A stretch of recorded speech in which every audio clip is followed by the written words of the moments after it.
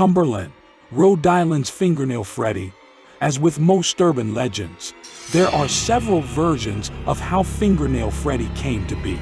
In one version of the story, Freddy was a recluse who lived in the woods near Camp Curran, who grew his nails out long and sharp and would enter the campgrounds to claw at noisy campers late at night.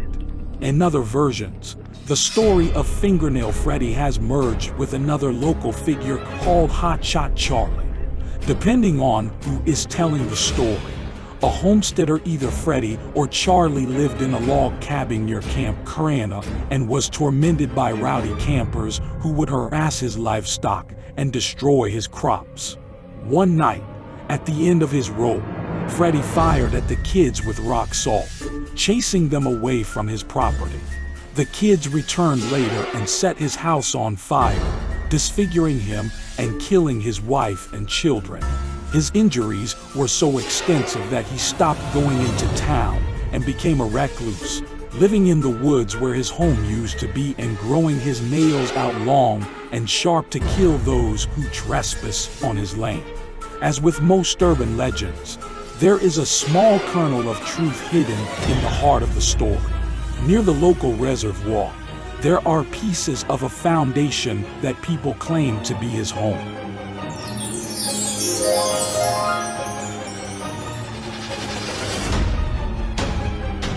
The Charman of Ajay, California. The story of the Charman has been passed down for decades in Ajay, California. In 1948, a large brush fire swept through the Ajay Valley, destroying most of the valley, including the homes. It took several days after the flames died down for anyone to enter the valley and assess the damage. According to legend, a man and his son lived in a small house outside of town. The father was killed in the fire, and his son survived, badly burned. When someone finally reached their home in the aftermath of the fire, the son had gone insane from the ordeal. He'd hung the body of his father by his feet from the remains of a nearby tree and flayed the burned skin from the corpse. He then fled into the hills of Creek Road, where he continued to live, mad.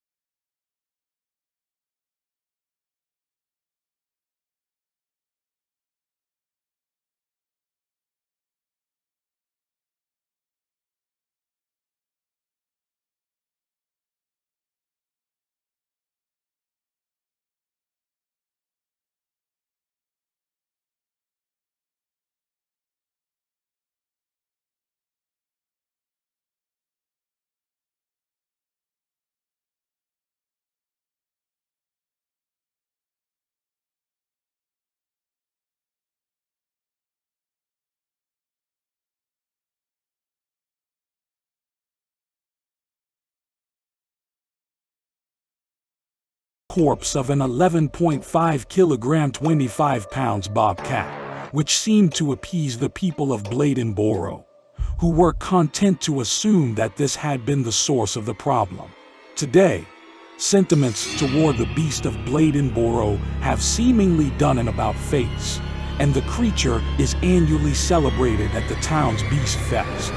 The story was also the subject of a documentary as recently as late December of 2021. The well in Sabatus, Maine. Stairways to hell are supposedly found all over the world, but in Sabatus, getting to hell requires a much more treacherous method of descent.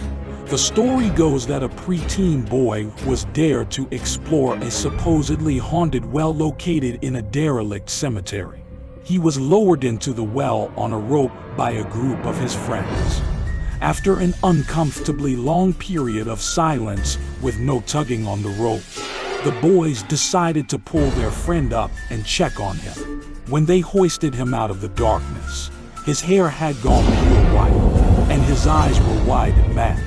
For the rest of his life, the boy was confined to the county mental institution, never speaking another word, only screaming incomprehensibly. As with most urban legends, there are many missing details. No names associated with the boys have been released, nor can an approximate date be pinpointed. The 90s have been proposed as the decade of origin. The location of the well is also a mystery.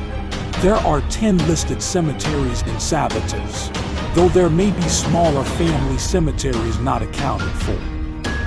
The Blink Man of Ellicott City, Maryland. The entity that haunts the Ilchester Tunnel in Ellicott City goes by many names, including the Blink Man, Peeping Tom, the Fickergist, and the Tunnel Man. Though for those of you worried about catching a glimpse of the Blink Man on a casual Saturday night, you're probably safe, as summoning him requires one to accomplish the near impossible task of staring directly down the Ilchester Tunnel for an entire hour, from midnight to 1 a.m., without blinking. Should you accomplish this somehow, Peeping Tom will constantly be in your vision from that moment on, slowly growing closer to you every time you blink. The Blink Man has also inspired a fairly decent found footage horror film called Butterfly Kisses. The Curse of the Petrified Forest in Northeast Arizona. The Petrified Forest State Park is a beautiful expanse of nature, offering many activities for those looking to enjoy the great outdoors, including hiking, biking, camping, and fishing.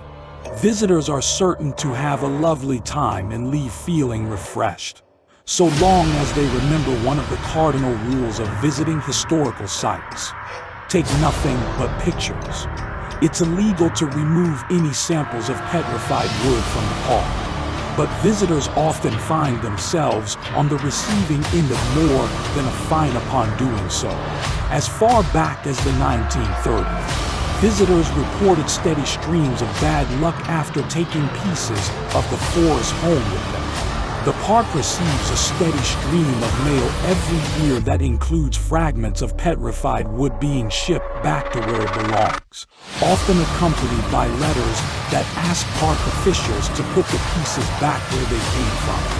These rocks have been dubbed conscience rocks by the park staff. The park has maintained a 1,200-page archive of the letters accompanying these conscience rocks, dating back to the 1930s.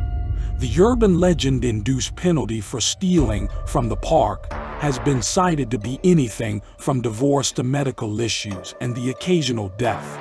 Are there any other things that you know about the U.S. towns with terrifying local legends? Drop your answers in the comments section.